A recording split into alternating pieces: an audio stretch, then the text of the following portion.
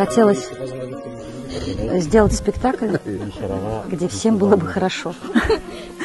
Такой терапевтический.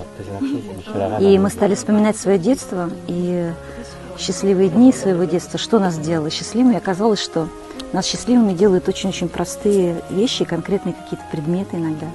И что один конкретный маленький предмет может пробудить столько воспоминаний, и ты помнишь и запахи, и вкус, и картинки встают перед глазами, и цвета яркие, и ты вспоминаешь людей, которые рядом.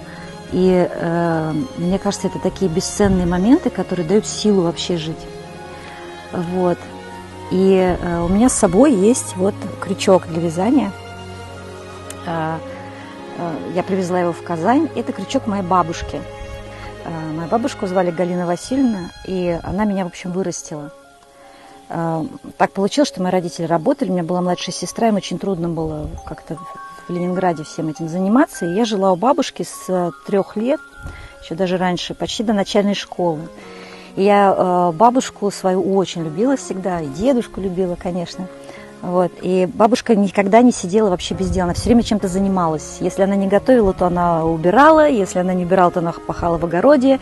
Если она не пахала в огороде, то она ходила там за водой на реку, полоскала белье, там, и мы с ней ходили вместе на реку Сухана, это в Великом Устюге, полоскать вот эти все большие вещи, просто не пододеяльники полоскались в реке с деревянных мостков.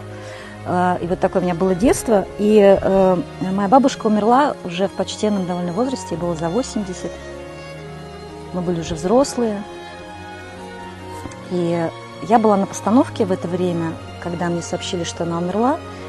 В городе Таллине была зима, и я сразу купила билет и поехала ее провожать на похороны. Я приехала в Великий Устюг. А зимой Великий Устюг весь просто занесен снегом, там огромные до сих пор сугробы и такая белая зимняя тишина холодная.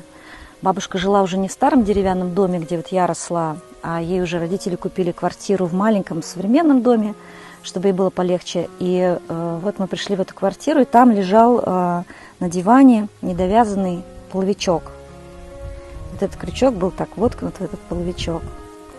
Бабушка вязала такие половики, все знают, да, из таких цветных, да, тканей, полоски ткани цветной ситц. Вот. И я села и стала довязывать этот половичок.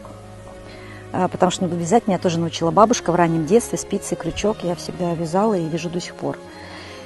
И я никак не могла разобраться с узором, а потом решила, что это ничего, если он будет закончен моим узором. Вот я его доделала и забрала этот крючок, и он всегда со мной.